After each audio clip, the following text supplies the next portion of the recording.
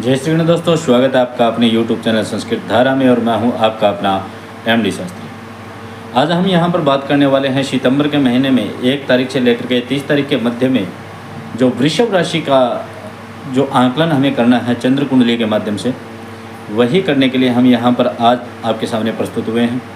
अपना जो कार्यक्रम है वो हमेशा चंद्र कुंडली का बना रहता है, ये मैं हमेशा आपसे बात करता हूँ। चंद्र कुंडली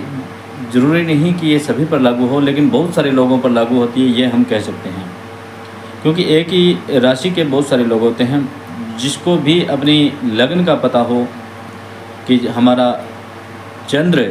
राशि है, चंद्र लग्न है,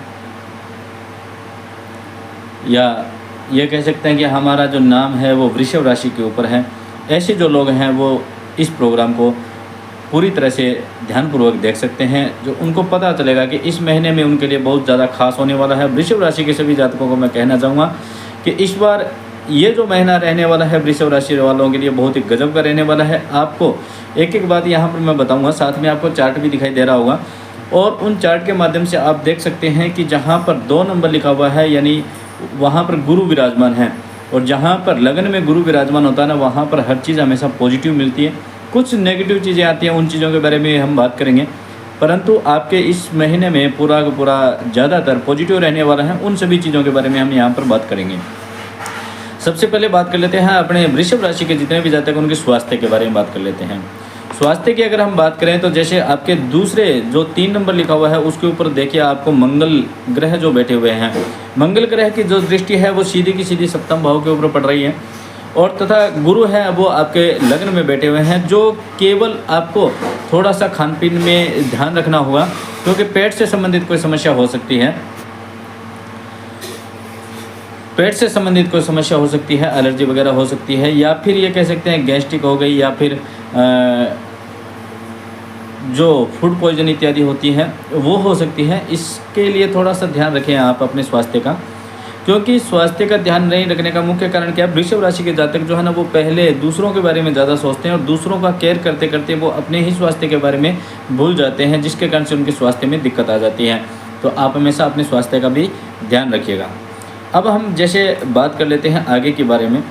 जो विद्यार्थी लोग हैं, विद्यार्थी जो व्यक्ति हैं और जो स्टडी कर रहे हैं या फिर कह सकते हैं कंपटीशन की तैयारी कर रहे हैं, उनके लिए मैं कहना चाहूँगा कि वृषभ राशि के जितने भी जातक हैं उन सभी के लिए ये महीना बड़ा ही पॉजिटिव रहने वाला है, बड़ा ही गजब का रहने वाला है। क्योंकि आपके जो चतुर्थ भाव के अंदर पंचम 5 नंबर तो लिखा है, यानी सिंह राशि का सूर्य है जो 16 अगस्त को ही आ गया था, और बुध भगवान भी यहाँ पर विराजमान है, जो दोनों मिलकर के एक योग बनाते हैं जिसको कहते हैं बुध आदित्य योग। बुध आदित्य योग जो बनाते हैं वो नेतृत्व करने की क्षमता देते हैं, हमें जिम्मेवारी देते हैं हमें। और वृषभ राशि वाले जातकों ने देखा होगा पीछे की 16 तारीख के बाद में उनके ऊपर जिम्मेवारी थोड़ी ज़्यादा बढ़ने लग गई है, और तथा साथ में उनकी स्टडी के अंदर भी थोड़ा मन उनका विचलित हो रहा होगा, क्योंकि बुध जो है वो ऐसे स्थान पर बैठे हैं जहाँ पर आपको मन को थोड़ा सा विचलित करे होंगे, क्योंकि चंद्रमा जो है वो मन का कारक होता है। और यहाँ पर हम चंद्र कुंडली की ही बात कर रहे हैं, तो यहाँ पर हम ये देख सकते हैं कि आपका मन थोड़ा सा विचलित हुआ होगा, और पढ़ाई के अंदर थोड़ा सा इधर उधर हो रहा होगा, तो आप उसकी भी चिंता मत कीजिए। जैसे ही सूर्य भगवान 6 नंबर जो जहाँ दिखाई दे रहा है आपको उसके अंदर प्रवेश करेंगे 16 सितंबर को, और शुक्र जो है वो कर जाएंगे 18 को, और बुध कर जाएंगे 23 तारीख को प्रवेश कर जाएंगे। आगे से आगे जैसे ही परिवर्तन करेंगे वैसे ही आपकी ये मान लीजिए 17 से 18 तारीख के बाद में आपके लिए स्टडी का बहुत गजब का योग बन रहा है। आपके अगर किसी प्रकार का फार्म भरना हो तो आपके लिए बहुत अच्छा योग बन रहा है। अगर आप कहीं स्टडी करने के लिए जाना चाहते हैं तो उसके लिए बहुत अच्छा योग बन रहा है। साथ में अगर आपका कोई एग्ज़ाम है तो वो भी आपको बता दूँ 17-18 तारीख के बाद में आपका बहुत अच्छा रिजल्ट रहने वाला है, या फिर आपका एग्ज़ाम जाने वाला है।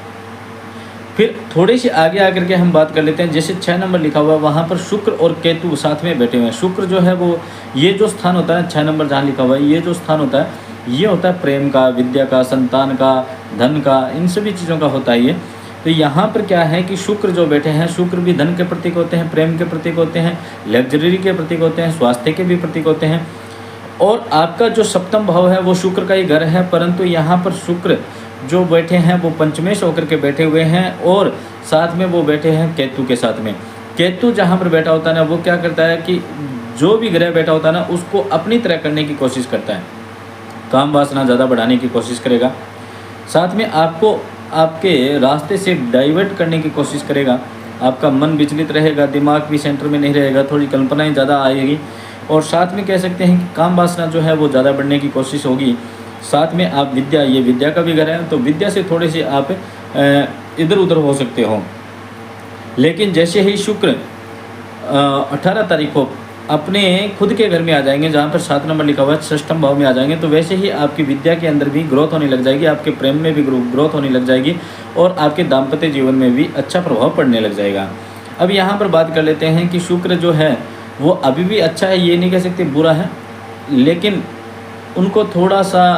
डाइवर्ट कर रहा है जो वो केतु कर रहा है, तो जिसके कारण हमारी ये समस्या आ रही होगी पढ़ाई के माध्यम में, या फिर जैसे सर्विस कर रहा है कोई व्यक्ति, तो उनके जो बॉस हैं उनके साथ में थोड़ा व्यवहार ऊपर नीचे हो रहा होगा, लेकिन वो अब धीरे धीरे करके उनका सही भी होता हुआ दिखाई देगा। क्योंकि 16 अगस्त के बाद के अंदर जैसे ही सूर्य भगवान अपने राशि के अंदर आए, तो वो भी क्या करते हैं कि वो आपको अपने से बड़े ओहदे वाले व्यक्ति के साथ में आपका संबंध जोड़ते हैं, अपने पिता के साथ में आपका अच्छा संबंध करते हैं, साथ में आपको यश मान और कीर्ति प्रतिष्ठा भी दिलाते हैं। परंतु यहाँ पर अगर हम देखें तो शुक्र के साथ में केतु बैठने के कारण आपको थोड़ा सा विलंब हो रहा होगा, ठीक है। अब उसके बाद में हम बात कर लेते हैं कि मंगल भगवान जो है वो आपके 3 नंबर जहाँ दिख रहा है, और साथ में वो दूसरा स्थान है जिसको वाणी और धन का कह सकते हैं। यहाँ पर मंगल आपका बहुत अच्छा, ये नहीं कह सकते कि आपका खराब है, लेकिन यहाँ पर क्या हो रहा है कि मंगल जब दृष्टि डाल रहा है वो सप्तम भाव में, यानी मंगल का जो दूसरा ग्रह है वो वृश्चिक है, जो आपका सप्तम भाव जो है वो बन रहा है, जिसके कारण से आपके दाम्पत्य जीवन में थोड़ी सी समस्या आ सकती है। ज़्यादा भी इसमें भी नहीं कह सकते ज़्यादा आ सकती है, लेकिन थोड़ी सी समस्या आ सकती है, थोड़ी अनबन हो सकती है, आपके जो पार्टनर है उनके स्वास्थ्य में थोड़ी दिक्कत आ सकती है। लेकिन हाँ, एक खुशखबरी की बात ये है वृषभ राशि वालों के लिए, ये बहुत अच्छा खुशखबरी है कि वृषभ राशि के जितने भी जातक हैं उनके पार्टनर को, चाहे वह पर्सनल हो या प्रोफेशनल हो, दोनों प्रकार से उनको लाभ मिलने वाला है, और बड़ा ही अच्छा लाभ मिलने वाला है। स्वास्थ्य का थोड़ा सा आप ध्यान रख लीजिए, और थोड़ी सी अनबन जो होने वाली है उसके अंदर मैं बता देता हूँ, क्योंकि ये जो दूसरा भाव है ये वाणी का भी है, और मंगल जो है वो अग्नि तत्व होता है, और ये क्या करता है कि सत्य बुलवाता है, और सत्य हमेशा क्या होता है, कड़वा होता है। और आप जब भी किसी के साथ में बात करोगे तो ये थोड़ा सा ध्यान रख लीजिए कि आपकी वाणी के माध्यम से किसी का अपमान नहीं हो, किसी को भी ठेस ना पहुँचे। अगर ये इतना सा अगर आप ध्यान रख लेते हैं तो आपको बहुत अच्छा रिजल्ट मिलने वाला है, क्योंकि मंगल जो है वो सत्य बुलवाता है हमेशा, और सत्य हमेशा कड़वा होता है, और जिसके कारण से हमारे बहुत सारे शत्रु भी बन जाते हैं, और आपसे कुछ ना कुछ अनहोनी, यानी आपकी वाणी के माध्यम से आपसे कोई रुष्ट हो जाए, चाहे वह आपका पार्टनर हो, चाहे आपके पिता हो, चाहे हो सकता है कि आपके बॉस हो, या फिर कोई अन्य भी व्यक्ति हो सकता है, तो ये कभी भी ना हो। इसलिए आपको थोड़ा सा ध्यान रखना होगा कि आपकी वाणी कड़ू ना हो, यानी कड़वी वाणी होने पर यहाँ पर थोड़े से रिश्ते रिलेशन जो हैं वो ख़राब होने की संभावना हो जाती है। मंगल ऐसा करवाता है क्योंकि मंगल हमेशा सत्य बुलवाता है, और सत्यता हमेशा कड़वी होती है, आपको सबको पता है, और जहाँ कड़वापन होगा ना वहाँ पर कोई नहीं रहता है। तो इसीलिए थोड़ा सा वाणी के अंदर धैर्य रखें। अगर आपको कोई कुछ भी कहता है तब भी आप शांत रह करके उस व्यक्ति को वहाँ से उस समय को टाल दीजिएगा, ठीक है। ये आपके लिए थोड़ा सा नेगेटिव पॉइंट है, क्योंकि वाणी के माध्यम से हो सकता है कि आपकी वाणी के कारण आपकी समस्या बढ़ जाए। उसके बाद में चलते हैं हम आपके भाग्य भाव में। 9 नंबर जहाँ लिखा हुआ है वो है भाग्य भाव, और जहाँ पर 10 नंबर जो लिखा हुआ है भाग्य भाव, और जहाँ पर 11 नंबर लिखा हुआ है ना वो है आपका कैरियर भाव। अब 11 नंबर भी शनि का घर है, और 10 नंबर भी शनि का ही घर है, तो शनि यहाँ पर वक्री हो गया। वैसे तो आपका पीछे के महीनों में अच्छा और काफ़ी लगातार तीव्र गति के साथ में आपका कार्य बढ़ रहा था, जो भी कार्य आप कर रहे थे, जैसा भी है, चाहे वह पढ़ाई का हो, चाहे वह आपका औद्योगिक हो, चाहे सर्विस का हो, चाहे कोई फाइनेंस का हो, चाहे किसी भी प्रकार का आप कार्य कर रहे हो, चाहे आप किसी खरीदने क्रय विक्रय करने का हो, या फिर किसी भी प्रकार का हो, वो आपका बहुत अच्छा जा रहा था। अभी क्या है कि शनि भगवान के हो गए वक्री हो गए, वक्री होकर के वो आपको बेनिफिट भी दे रहे हैं, लेकिन थोड़ा स्लो दे रहे हैं, क्योंकि वक्री होकर के वो भाग्य भाव को भी देख रहे हैं और आपके करियर भाव को भी देख रहे हैं। यहाँ पर आकर के क्या करता है, कार्य तो आपके अभी भी बन रहे हैं, कार्य के अंदर रुकावट अभी भी नहीं आई है, परंतु जिस प्रकार पहले तीव्र गति से कार्य हो रहे थे वो अब क्या है कि धीरे हो गए हैं। ऐसे कोई व्यक्ति हैं जिनको ऐसा लग रहा है कि मेरे कार्य पहले बड़े जल्दी हो रहे थे और मेरा जो काम था वो बड़ा ही फास्ट हो रहा था,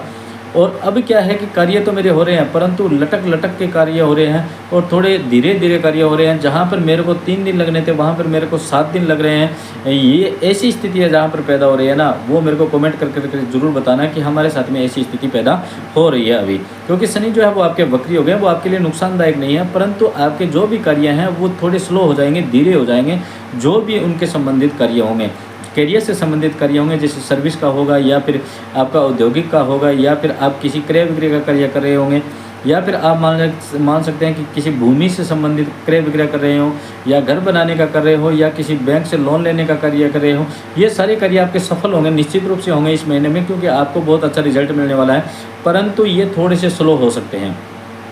पहले जो फास्ट कार्य हो रहे थे वो अब धीरे धीरे करके थोड़े स्लो हो रहे हैं, क्योंकि शनि भगवान जो है वो वक्री हो रहे हैं। और वक्री का मतलब क्या होता है? पीछे की ओर चलना, ठीक है। और वो स्लो हो जाते हैं, धीरे हो जाते हैं। उसके बाद में जैसे हम बात कर लेते हैं आगे, आपके ही आय भाव में बैठे हुए हैं राहु भगवान। राहु क्या करता है कि आपको थोड़ा सा अस्त व्यस्त कर देता है। राहु की सप्तम दृष्टि जो पड़ रही है ना, वो आपके यहीं पर पड़ रही है पंचमेश के ऊपर, जिसके कारण से आपके पार्टनर के स्वास्थ्य में दिक्कत आ सकती है। पार्टनर के साथ में आपकी थोड़ी सी अनबन हो सकती है, विचार विमर्श में दिक्कत आ सकती है। और साथ में आपसे वृषभ राशि वालों से मैं कहना चाहूँगा, राहु के कारण ही आपको जो हो सकता है वो समस्या आ सकती है। तो इसलिए आप राहु का उपाय जरूर कीजिएगा। और साथ में आपकी जो ये इस महीने की जो कुंडली है बड़ी गजब की रहने वाली है, जिसे चंद्र कुंडली कहते हैं। अगर आप अपनी कुंडली का विश्लेषण खुद का करवाना चाहते हो तो आपको स्क्रीन के ऊपर नंबर दिखाई दे रहे होंगे, उनके माध्यम से व्हाट्सअप कर सकते हैं। नियम और शर्तों के अनुसार आपकी कुंडली का पूरा विश्लेषण किया जाएगा और आपको हर रेमेडी के बारे में भी बताया जाएगा। तो आपको ये कुंडली कैसी लगी, आपको ये वीडियो कैसी लगी, ये मेरे को आप जरूर बताना और कमेंट करके बताना कि आपके साथ में ऐसी स्थितियाँ बन रही है। जय श्री गणेश, राधे राधे।